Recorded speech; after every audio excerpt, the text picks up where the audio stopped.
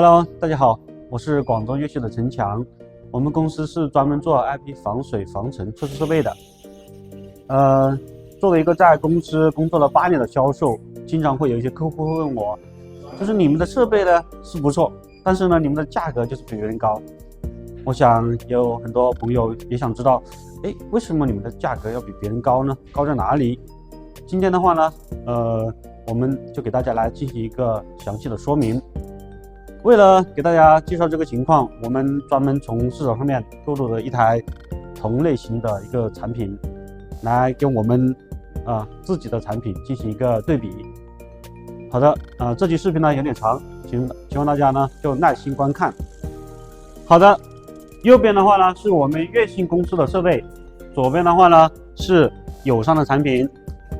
整体结构分为2部分，箱体和喷水管。这个的话呢是常规操作，市面上面大部分的机型都是按照左喷右撤的方式来设计的，这样的话安装和维护都比较方便。当然也有一些客户要求我们做顶喷式的，这里我们就不展开说了。我们的设备呢一直以蓝白色调为主，强调的是防水的主题。整个外壳部分我们采用的是全喷涂工艺，标准的皱纹漆，耐脏耐磨且不反光，这样呢显得整个机身有厚重感。好的，我们再来看一下友商的设备，也是相同的结构，只不过在外观上就只对右侧的机箱进行了喷涂，左侧的话呢是不锈钢，相比较而言就显得没那么协调，有点突兀。如果你再仔细看这里，会发现有明显的拼接的痕迹，跟不锈钢显得很不协调，有一种割裂感。另外在运回来之后，我们还发现机箱这里有几处掉漆痕迹比较明显，看这个掉漆的位置呢，有可能是在运输过程中间呢被绑带摩擦蹭掉的。这个漆呢看着就喷涂比较薄啊。那还有箱门的这个位置，如果说仅仅是看外观呢，我们2台设备都是属于喷涂工艺，所以说在图片上面看确实是看不出太大的差别，但是如果是细看的话呢，还是会发现一些端倪的。好的，接下来的话呢，我们对比一下2台设备的内箱。先看一下我们公司的内箱，采用304不锈钢材质，满焊工艺，焊接成型。整个箱体焊接好之后，会进行一道水洗工艺，将焊接时的一些废渣冲洗出来，然后再用高压机箱将这个缝隙里面的废渣都吹出来。这样的话，整个设备在出厂的时候就是非常干净的。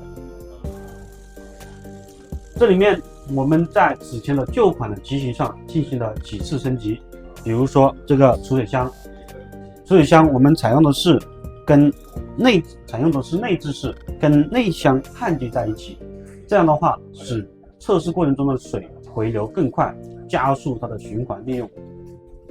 水箱内置也方便用户清洁，抬开这个盖板，我们就能看到水质情况。如果发现水出现浑浊油污，可以及时更换。如果看到内壁上面沾有一些污垢，我们可以用抹布擦拭清理，非常方便。储水箱这里我们做了高低水位传感器，有2个，当出现内部水位较低时，设备将不会运作，防止坑钻，保护水泵。另外我们这里做了2级过滤，首先是盖板这里的过滤孔，其次是储水箱出水口，我们这里增加了1层过滤网，防止某些小零件或者是不干胶被吸入水泵造成堵塞。另外在内箱的右边，我们这里安装了防水插座和照明灯。如果说有些用户他需要通电测试，可以直接从这里接线测试。照明灯我们用的是欧普的防水灯，这么多年来看效果还是不错的。转台这里我们采用的是厚度6个毫米的不锈钢板，这个承重槽不会变形，承重100公斤都毫无压力。由于喷水的冲击力比较大，为了方便用户固定样品不被冲散，我们在钻台这里呢进行了提前钻孔攻好牙。有些样品是有孔位的，可以直接在这里锁螺丝直接固定；没有孔位的样品，比如说是球形或者是圆形的，可以做一个夹具，将夹具固定在上面。当然，如果更简单一点，就是通过扎带或者绑带来固定。总之非常方便。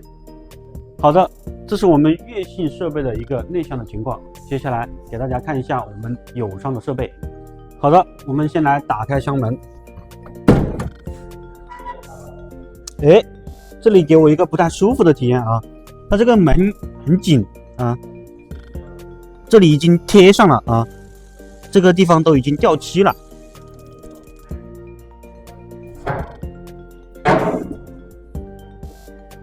好，不管这些啊，我们先来看一下它们的内箱是什么样子的。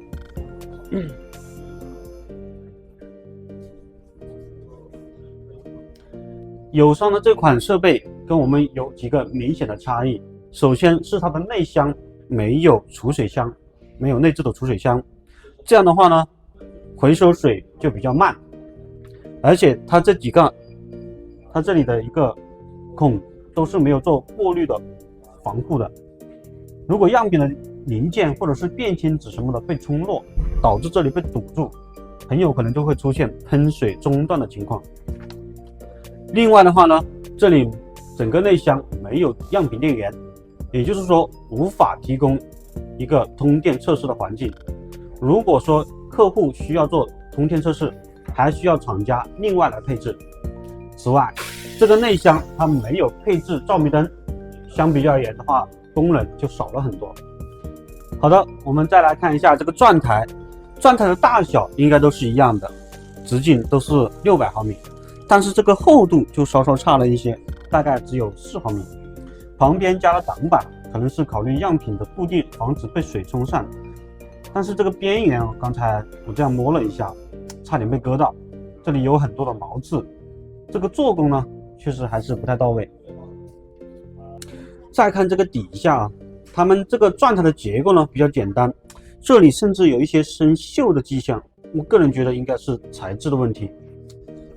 好的，整个内箱呢，他们的做的呢就比较简单，更多的细节我就不一一对比了，比如说材质啊，我们就不展开说了。接下来的话呢，我们来对比一下两台设备的内部结构。好的，我们先来看一下悦信的机器。为了方便对比，我们已经提前将封板都拆掉了。我们先来看一下电路。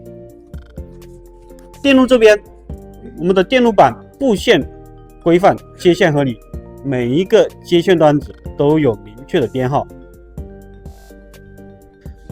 这边电机的品牌也可以看一下 ，PLC 我们用的是松下的，继电器用的是欧姆龙的，电源是明伟的，电源开关是 LS 的话，可能有的人不太熟啊 ，LS 是从 LG 更名的，也是一个比较知名的品牌。电器元件我们都是经过多年的对比和挑选，选择合适稳定的型号来使用。从公司这么多年的售后情况来看，更换这类配件的情况还是很少的，所以我们的设备的稳定性是比较可靠的。好的，我们再来看一下我们的水路情况。经过多年的迭代和优化，大家可以看一下我们的设备的水路是比较整齐的，也比较规范。像这些位置我们都进行了固定，就是防止运输和移动过程中间的震动或晃动导致这些接头有松动。大家看一下，我这样用力摇也没事儿，是比较牢固的。箱体的底部是一个不静电机，这个安装的时候稍微麻烦一点，但是装好之后就很好用了，转速在1到5转每分钟可调。水箱这里我们是满焊的工艺，由于有些地方是焊点，我们用了一些银色的喷漆盖住，整体的话呢就没那么粗糙。我对我们家的这个水路呢还是挺满意的，这些年一直在进步。现在呢生产流程都是标准化的，每一节做多少长度，哪个地方该装弯头，都是按照标准的说明书在做的，这些年来还是有不少的进步。好的，我们来看一下友商的机器。